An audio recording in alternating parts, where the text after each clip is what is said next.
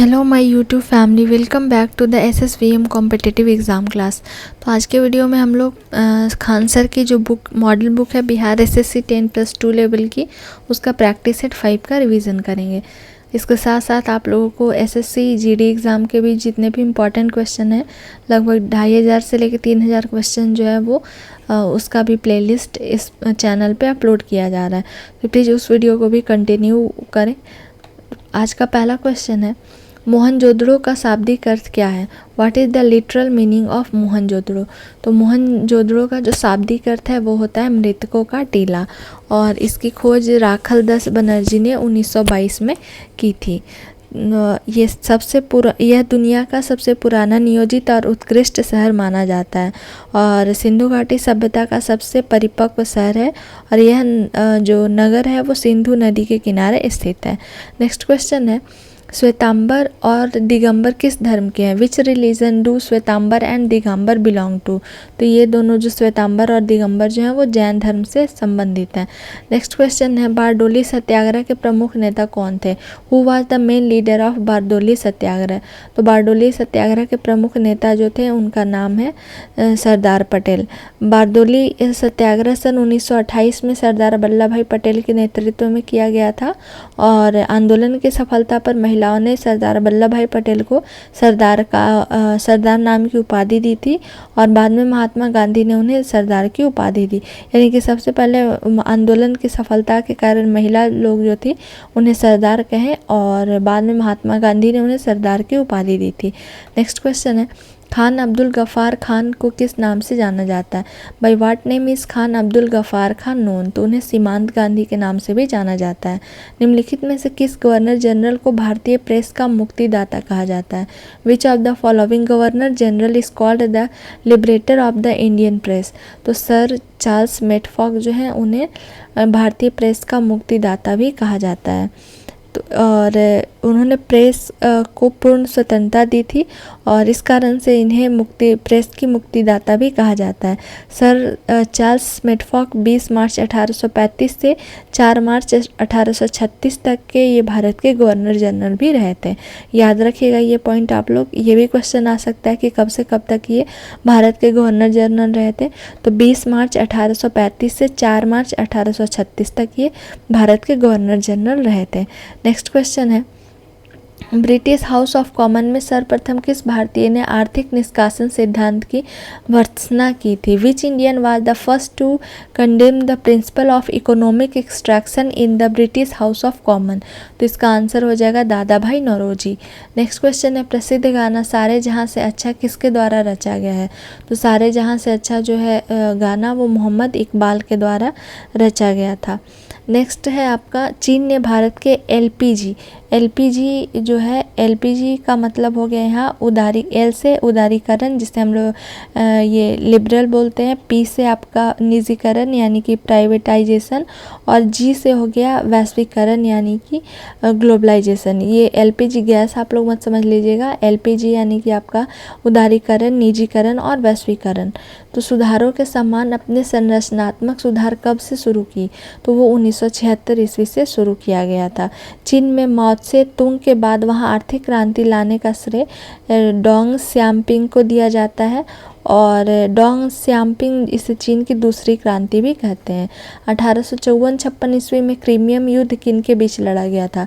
तो ये रूस और तुर्की के बीच लड़ा गया था।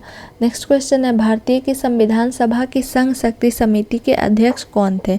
तो इसके जो संविधान सभा के संघ शक्ति समिति के अध्यक्ष हैं उनका नाम था जवाहरलाल नेहरू। नेक्स्ट क्वेश्चन है, भारतीय संविधान की प्रस्तावना में समाजवादी शब्द कब जोड़ा गया? तो भारतीय संविधान की प्रस्तावना में समाजवादी शब्द जो है वो 1976 ईस्वी में जोड़ा गया था। इसमें और 3 नए शब्द जोड़े गए थे, समाजवादी, धर्मनिरपेक्ष और अखंडता। इसे आप लोग याद रखिएगा कि कौन कौन 3 नए शब्द जोड़े गए थे, तो समाजवादी, धर्मनिरपेक्ष और अखंडता। नेक्स्ट क्वेश्चन है, संसाधनात्मक शासन प्रणाली का प्रावधान भारतीय संविधान में किस देश से लिया गया है? तो वो ब्रिटेन से लिया गया है। 1946 में भारतीय संविधान के अंतरिम सभापति कौन थे? तो 1946 में भारतीय संविधान के जो अंतरिम सभापति थे उनका नाम था सच्चिदानंद सिन्हा। सच्चिदानंद सिन्हा ने दिसंबर 1946 को संविधान सभा के पहले अंतरिम अध्यक्ष के रूप में शपथ ली थी और संविधान सभा के अस्थायी जो अध्यक्ष थे उनका नाम डॉक्टर राजेंद्र प्रसाद था। नेक्स्ट क्वेश्चन है, मौलिक अधिकारों के प्रवर्तन के लिए याचिका जारी की जा सकती है। तो ये सर्वोच्च न्यायालय और उच्च न्यायालय दोनों में याचिका को जारी की जा सकती है। निम्नलिखित में से कौन सा सही है? तो जाकिर हुसैन भारत के पहले मुस्लिम राष्ट्रपति थे, ये जो है वो सही है। और जो इनका कार्यकाल 13 मई 1966 से 13 मई 1969 तक था। इनका कार्यकाल आप लोग याद रखिएगा, 13 मई 1966 से 13 मई 1969 तक था और ये भारत के पहले राष्ट्रपति थे जिनका देहांत कार्यकाल के दौरान ही हो गया था। नेक्स्ट क्वेश्चन है, राज्यसभा के सदस्य का कार्यकाल है। तो राज्यसभा के जो सदस्य उनका कार्यकाल 6 वर्ष के लिए होता है। नेक्स्ट क्वेश्चन है, बलवंत राय मेहता समिति ने किस प्रकार के पंचायत राज की संरचना की सिफारिश प्रदान की? तो इस क्वेश्चन में कुछ एरर है, इसमें जो ऑप्शन के हिसाब से 42वां हो जाएगा, लेकिन बलवंत राय जो 1952 के सामुदायिक विकास कार्यक्रम की असफलता के कारण 1956 में बलवंत राय मेहता की समिति का गठन किया गया था और बलवंत राय समिति ने त्रिस्तरीय पंचायती राज व्यवस्था बनाने का सुझाव भी दिया। नेक्स्ट क्वेश्चन है, निम्नलिखित में से कौन सा कथन राज्य नीति निर्देशक सिद्धांत के विषय में सही नहीं है? तो यदि कोई राज्य के नीति निर्देशक तत्व सिद्धांत को लागू नहीं करता तो उसके न्यायालय में मामला दायर किया जा सकता है। नेक्स्ट, निम्न में से कौन सी भाषा सरकार के द्वारा शास्त्रीय भाषा घोषित की है? तो कन्नड़ जो आपको कर्नाटका में बोली जाने वाली भाषा है, तो इससे शास्त्रीय भाषा घोषित की गई है। चंद्रमा की घूर्णन अवधि है, तो चंद्रमा की घूर्णन अवधि जो है वो 28 दिन है। चंद्रमा एक प्राकृतिक उपग्रह है जो सौरमंडल का 5वां सबसे विशाल उपग्रह है और यह क्रिकेट बॉल की तरह गोल है। इसकी अवधि 28 दिन है। पृथ्वी से चंद्रमा का लगभग भाग 59% भाग दिखता है। इसे याद रखिएगा आप लोग कि पृथ्वी से चंद्रमा का कितना % भाग दिखता है, तो 59% भाग जो है वो दिखता है। पेशावर एवं काबुल किसके माध्यम से एक दूसरे से जुड़े हैं? तो ये खैबर दर्रा से एक दूसरे से जुड़े हुए हैं। नेक्स्ट क्वेश्चन है, हिमखंडों के पिघलने का मुख्य कारण क्या है? तो वो है भूमंडलीय ताप वृद्धि। भूमंडलीय ताप वृद्धि के कारण हिमखंड जो है वो पिघल रहे हैं। नेक्स्ट है, विश्व की सबसे गहरी झील कौन सी है? तो विश्व की सबसे गहरी झील जो है वो है बैकाल झील, जो दुनिया की सबसे प्राचीन और गहरी झील है। यह झील 3 करोड़ वर्ष से बनी हुई है। कैस्पियन सागर विश्व की सबसे ज़्यादा पानी वाला झील है और बैकाल झील दूसरे नंबर पर आती है, क्योंकि कैस्पियन का पानी खारा है इसलिए बैकाल दुनिया की सबसे बड़ी मीठे पानी की झील है। इसे भी आप लोग याद रखिएगा कि सबसे मीठे पानी का भी ये झील के नाम से जाना जाता है। दक्षिण अमेरिका की सबसे लंबी नदी कौन है? तो दक्षिण अमेरिका की सबसे लंबी नदी जो है उसका नाम है अमेजन नदी। पानी के घनत्व के हिसाब से यह दुनिया की सबसे बड़ी नदी है और लंबाई के अनुसार विश्व में दूसरे नंबर पर है। नेक्स्ट क्वेश्चन है, इग्लू क्या है? तो गुंबद के आकार का एक घर या झोपड़ी जो कठोर बर्फ की सिल्ली से बनाया जाता है, जिसमें एस्किमो रहते हैं। कर्क रेखा किस राज्य से होकर नहीं गुजरती है? तो कर्क रेखा जो है वो उड़ीसा राज्य से होकर नहीं गुजरती है। भारतीय मानक समय प्रधान मेरिडियन पर आधारित कहाँ से गुजरती है? तो ये इलाहाबाद से होकर गुजरती है। सांख्यिकी और कार्यक्रम कार्यान्वयन मंत्रालय द्वारा 2016-17 के लिए दिए गए बागवानी आंकड़ों के अनुसार सबसे बड़ा फल उत्पादक भारतीय राज्य कौन सा है? तो 2016-17 के जो डेटा को कलेक्ट किया गया तो उस हिसाब से आंध्र प्रदेश जो है वो उस फल का सबसे बड़ा उत्पादक भारतीय राज्य बना है। निम्न में से कौन सा कथन हरित क्रांति के बारे में सही नहीं है? तो यह केवल चावल के उत्पादन में सफल रहा है, ये हरित क्रांति के बारे में सही नहीं है। नेक्स्ट क्वेश्चन है, 2001 से 11 के दशक में भारत निम्नलिखित राज्यों में से किसमें सर्वाधिक जनसंख्या वृद्धि दर है? तो मेघालय का जो जनसंख्या वृद्धि दर है वो सबसे ज़्यादा था 2001 से लेकर 11 के दशक में। निम्न में से किसके कारण राष्ट्रीय आय के चक्राकार प्रवाह का आकार घटता है? तो आयात। कौटिल्य के अर्थशास्त्र के अनुसार निम्नलिखित में से कौन राज्य के करों की वसूली के लिए जिम्मेदार था? तो सन्निधता जो है वो राज्यों के करों की वसूली के लिए जिम्मेदार था। नेक्स्ट क्वेश्चन है, गालिब थे। गालिब कौन थे? तो गालिब जो है वो एक कवि थे। नेक्स्ट क्वेश्चन है, भारत का जीवमंडल रिजर्व नंदा देवी किस राज्य में स्थित है? तो ये उत्तराखंड में स्थित है। ये जो आपका भारत का जीवमंडल रिजर्व जो है वो उत्तराखंड में स्थित है। अंतर्राष्ट्रीय मजदूर दिवस कब मनाया जाता है? तो अंतर्राष्ट्रीय मजदूर दिवस जो है वो 1 मई को मनाया जाता है। ये जो 1 मई जो है वो अंतर्राष्ट्रीय मजदूर दिवस के रूप में हम लोग मनाते हैं। कौन सा कथक घराना उस नृत्य शैली के आध्यात्मिक पहलुओं पर अधिक ध्यान देता है? तो लखनऊ जो है वो शास्त्रीय नृत्य में सबसे पुराना कथक घराना माना जाता है। उस वैज्ञानिक का नाम बताइए जिसने प्रथम बार टीके की खोज की है? तो सबसे पहले एडवर्ड जेनर ने जो है वो टीके की खोज की थी। नेक्स्ट क्वेश्चन है, कोशिका भित्ति कोशिका में उपस्थित होती है? तो कोशिका भित्ति जो है वो जंतु में उपस्थित होती है। नेक्स्ट क्वेश्चन है, उपास्थि एक संयोजी ऊतक है? तो उपास्थि जो है वो एक कोमल संयोजी ऊतक है।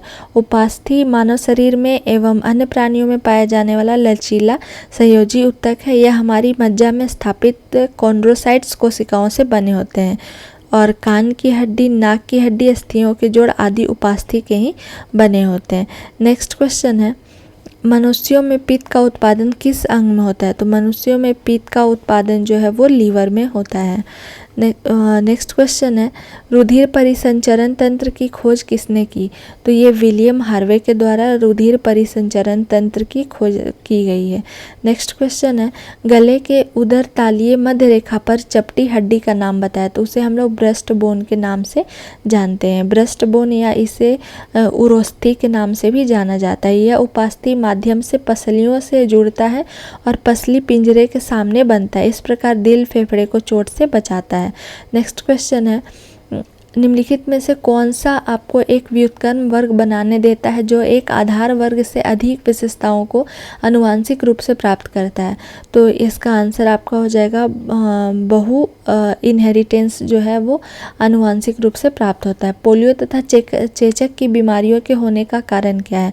तो पोलियो और जो चेचक होते हैं जिसे हम लोग स्मॉल पॉक्स के नाम से भी जानते हैं, तो ये एक विषाणु जनित रोग है।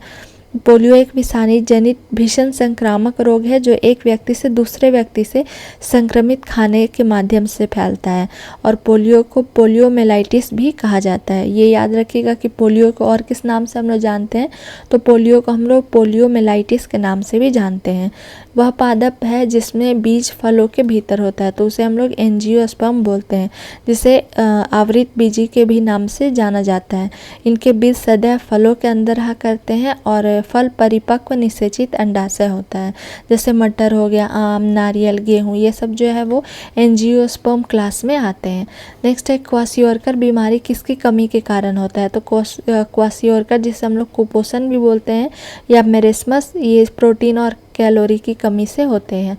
ऊपरी वायुमंडल की ओजोन परत निम्न में से मुख्यतः किसके द्वारा नष्ट हो रही है? तो ये क्लोरोफ्लोरोकार्बन के कारण नष्ट हो रही है, जिसे हम लोग CFC के नाम से भी जानते हैं। भार का एसआई मात्रक क्या है? तो भार का एसआई मात्रक न्यूटन है।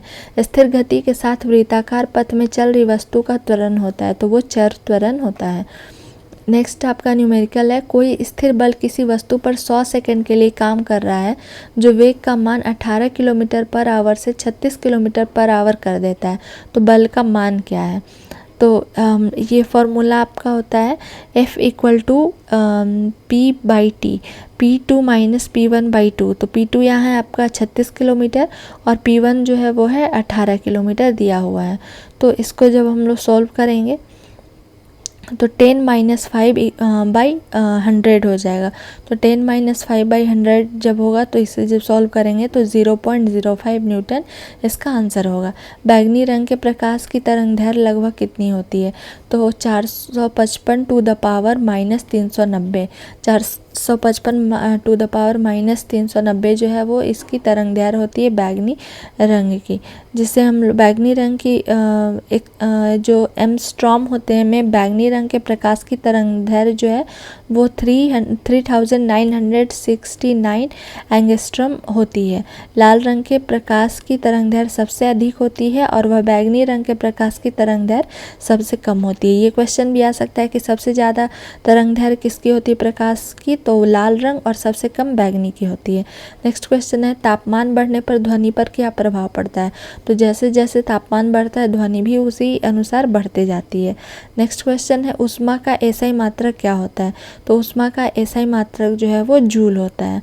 नेक्स्ट क्वेश्चन है आसमान का नीला रंग होने का कारण क्या है? तो आसमान का नीला होने का कारण है प्रकाश का प्रकीर्णन, जिसमें ऊर्जा का वाहक और प्रकीर्णन होने वाला विकिरण प्रकाश होता है। जब प्रकाश किसी एक माध्यम से गुजरता है तो उसमें धूल व अन्य पदार्थों के अत्यंत सूक्ष्म कण होते हैं, तो उनके द्वारा प्रकाश सभी दिशाओं में फैल जाता है, जिसे प्रकाश का प्रकीर्णन कहते हैं। तो प्रकाश के प्रकीर्णन के कारण आसमान का रंग जो है वो नीला दिखाई देता है। वैद्युत रासायनिक प्रक्रिया जो एनोड पर होती है उसे ऑक्सीकरण कहते हैं। तापमान और दबाव की समान स्थिति में सभी गैसों के समान आयतन में अणुओं की समान संख्या होती है। यह क्या है? तो इसे हम लोग एवोगैड्रो का नियम के नाम से भी जानते हैं। नेक्स्ट एवोगैड्रो के नियम के अनुसार समान ताप और दाब पर गैसों के बराबर आयतनों में अणुओं की संख्या बराबर होती है, तो जिसे हम लोग PV = K के साथ K के नाम से भी जानते हैं। नेक्स्ट क्वेश्चन है निम्नलिखित में से कौन सा तत्व एक अधातु है जो कमरे के तापमान पर द्रव अवस्था में रहता है? तो ये है ब्रोमीन। ब्रोमीन जो है अधातु है जो केवल सामान्य ताप पर द्रव अवस्था में रहती है। वही अगर यहाँ अधातु पूछ रहा है, अगर धातु रहेगा तो वो इसका आंसर पारा हो जाएगा। पारा एक ऐसा धातु है जो कमरे के तापमान पर द्रव अवस्था में पाया जाता है। एक तत्व की द्रव्यमान संख्या 32 तथा परमाणु संख्या 16 है, तो इसके परमाणु में न्यूट्रॉनों की संख्या क्या होगी? तो इसका फॉर्मूला हम लोग देखते हैं, तो न्यूट्रॉनों की संख्या बराबर होता है द्रव्यमान संख्या माइनस परमाणु की संख्या। तो यहाँ द्रव्यमान संख्या आपका 32 है और परमाणु की संख्या 16 है। जब इन दोनों को हम लोग माइनस करेंगे न्यूट्रॉनों की संख्या प्राप्त होगी। तो 32 से 16 को जब माइनस करेंगे तो 16 आएगा, तो इसका आंसर आपका 16 हो जाएगा। यानी कि द्रव्यमान संख्या न्यूट्रॉनों की संख्या = द्रव्यमान संख्या माइनस परमाणु संख्या, तो इसका आंसर 16 हो जाएगा। निम्न में से कौन सी अक्रिय गैस नहीं है? तो हाइड्रोजन जो है वो अक्रिय गैस नहीं है। नेक्स्ट क्वेश्चन है बिना बूझा चूना का रासायनिक नाम क्या है? तो बिना बूझा चूना को हम लोग कैल्शियम ऑक्साइड यानी कि CaO के नाम से भी जानते हैं, जिसे क्विक लाइम भी बोला जाता है। नेक्स्ट क्वेश्चन है Xe2O2F2 की आकृति क्या होगी? तो ये जो Xe2O2 और F2 की आकृति जो है वो त्रिकोणीय द्विपिरामिडिक होगी। नेक्स्ट क्वेश्चन है एक पेड़ में गुरुत्वाकर्षण के विरुद्ध जल की गति का परम कारण क्या है? तो वो है वाष्पोत्सर्जन। वाष्पोत्सर्जन जिस प्रक्रिया में तने में पत्तियों या मसूर में स्टोमाटा के माध्यम से जल के वाष्प के रूप में जल की हानि होती है, तो वह वाष्पोत्सर्जन है। नेक्स्ट है रासायनिक परिवर्तन के लिए असत्य कथन को छाटिए, तो यह उत्क्रमणीय परिवर्तन है। नेक्स्ट क्वेश्चन है कार्बोरंडम क्या है? तो ये सिलिकॉन कार्बाइड है। सिलिकॉन कार्बाइड की खोज 1891 में एडवर्ड गुडरिच एचसन ने की थी, और सिलिकॉन कार्बाइड अथवा जिसे हम लोग कार्बोरंडम भी बोलते हैं, सिलिकॉन तथा कार्बन का यौगिक है, और इसका रासायनिक सूत्र जो है वो SiC होता है। याद रखिएगा आप लोग, इसका जो फॉर्मूला होता है वो SiC होता है। अत्यधिक किण्वन से आप क्या समझते हैं? तो ये अपशिष्ट जल में ईंधन के रूप में हाइड्रोजन उत्पन्न करने की पद्धति है, जिसे हम लोग अत्यधिक किण्वन के नाम से जानते हैं। नेक्स्ट है नीली क्रांति से संबंधित है। तो नीली क्रांति जो है वो मछली से संबंधित है। ये जलीय पौधों और जानवरों की खेती से संबंधित है। ऑप्शन में आपका मछली था, इसलिए इसका आंसर मछली हो जाएगा। बुद्ध को ज्ञानोदय की प्राप्ति कहाँ हुई थी? तो बुद्ध को ज्ञानोदय की प्राप्ति बोधगया में हुई थी। नेक्स्ट क्वेश्चन है बिहार में निम्नलिखित में से किस स्थान पर पहली बार चाय बागानों की स्थापना की गई थी? तो वो है ठाकुरगंज। निम्नलिखित में से कौन मध्य प्रदेश का पहला सौर शहर बनेगा? तो सौर शहर जो है वो सांची बनेगा। यूनेस्को विश्व विरासत स्थल सांची जल्द ही मध्य प्रदेश का पहला सौर शहर बनेगा। सांची कर्क रेखा पर स्थित है, इसलिए यह सूर्य की ऊर्जा को सोखने के लिए एक आदर्श स्थान है। नेक्स्ट क्वेश्चन है पिसोडोनोफिस कलिंगा नामक ईल की एक नई प्रजाति किस राज्य में खोजी गई है? तो ये उड़ीसा में खोजी गई है। प्रथम पंचवर्षीय योजना किस मॉडल पर आधारित है? तो ये हेराल्ड डोमर जो है उस पे आधारित है, प्रथम जो पंचवर्षीय योजना है। नेक्स्ट क्वेश्चन है और पहली पंचवर्षीय योजना 1951 से लेकर 56 तक चली थी, ये भी आप लोग याद रखिएगा। और उस समय हमारे देश के प्रधानमंत्री पंडित जवाहरलाल नेहरू थे। नेक्स्ट क्वेश्चन है, जालियांवाला बाग हत्याकांड किसके विरोध का प्रत्यक्ष परिणाम है? तो ये रॉल्ट एक्ट के विरोध का प्रत्यक्ष परिणाम है। जालियांवाला बाग 13 अप्रैल 1919 को आयोजित एक शांतिपूर्ण बैठक में शामिल लोगों पर ब्रिगेडियर डायर ने गोली चलाने का आदेश दिया था, जिसमें हजारों निहत्थे पुरुष, महिलाएं और बच्चे मारे गए थे। नेक्स्ट क्वेश्चन है, भारतीय संविधान के गणतांत्रिक होने का कारण क्या है? तो इसमें निर्वाचित सदस्य का प्रावधान शामिल है। निम्नलिखित में से सही युग्म का चयन करें। तो UNIDO और वियना, ये जो है वो सही युग्म है। नेक्स्ट क्वेश्चन है, ये UNIDO जो है वो आपका संयुक्त राष्ट्र महासभा द्वारा संयुक्त राष्ट्र औद्योगिक विकास संगठन की स्थापना संयुक्त राष्ट्र सचिवालय के एक स्वायत्त अंग के रूप में की गई थी, और इसका मुख्यालय जो है वो वियना में है। तो इसलिए ये जो ऑप्शन है वो आपका सही है। ताप्ती नदी के किनारे आयोजित सूरत अधिवेशन में भारतीय राष्ट्रीय कांग्रेस को 2 दलों में विभाजन किस वर्ष हुआ था? तो वो 1907 में हुआ था। श्रीहरिकोटा से PSLV C-17 द्वारा एक कौन सा उपग्रह GSAT-12 प्रक्षेपित किया गया था? तो वो संचार उपग्रह GSAT-12 प्रक्षेपित किया गया था। इनमें से कौन सा हड़प्पा स्थल गुजरात में पाया जाता है? तो धौलावीरा जो है हड़प्पा स्थल गुजरात में पाया जाता है। को 2002 में सभी गांवों में पेयजल आपूर्ति सुनिश्चित करने के लिए शुरू किया गया था। तो इसका आंसर हो जाएगा स्वजल धारा योजना। फोर्ट्रॉन क्या है? तो फोर्ट्रॉन जो है वो पहली उच्च स्तरीय प्रोग्रामिंग भाषा है। जून 2019 में ब्लैंक ने ओस्ट्रावा गोल्डन स्पाइक में 300 मीटर की दौड़ का विश्व रिकॉर्ड तोड़ा। तो उनका नाम सोने मिलर है। सोने मिलर जो है वो आपका जो दौड़ हुआ ओस्ट्रावा गोल्डन स्पाइक में 300 मीटर की दौड़ में विश्व रिकॉर्ड को तोड़ी है। नेक्स्ट क्वेश्चन है, 11वीं पंचवर्षीय योजना में किससे संबंधित कारीगरों को marketing support and services scheme द्वारा सहयोग दिया गया था? तो वो हस्तशिल्प था। हस्तशिल्प जो है उसमें 11वीं पंचवर्षीय योजना में कारीगर को marketing support and services scheme का हेल्प मिला था। नेक्स्ट क्वेश्चन है, पद्म विभूषण से सम्मानित की जाने वाली प्रथम भारतीय भरतनाट्यम नर्तकी का नाम क्या था? तो वो सोनल मानसिंह उनका नाम था। सोनल मानसिंह जो है वो प्रथम भारतीय भरतनाट्यम नर्तकी है जिसे पद्म विभूषण से सम्मानित किया गया है।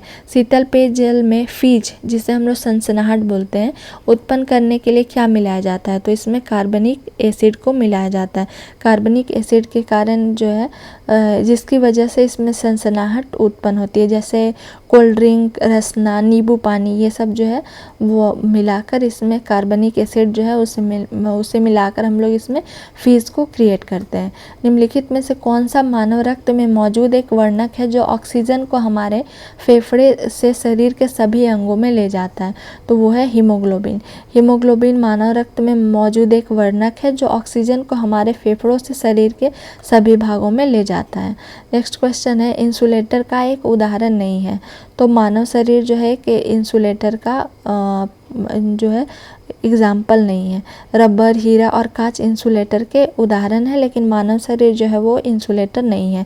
इंसुलेटर को हम लोग विद्युत रोधी भी बोलते हैं, यानी कि वैसे पदार्थ जो जिसमें विद्युत धारा का प्रवाह का विरोध, यानी कि विद्युत धारा उसमें पास नहीं होता, करंट पास नहीं होता है, तो वो इंसुलेटर का उदाहरण मानव शरीर नहीं है। तो इसमें आपके जितने भी इम्पोर्टेंट फैक्ट के साथ आपको आज का जो प्रैक्टिस सेट 5 था उसका डिटेल दिया होगा। आई होप आपको ये वीडियो पसंद आया होगा। अगर मेरा वीडियो पसंद आता है तो please like, share and subscribe करना ना भूलें। Thanks for watching my video.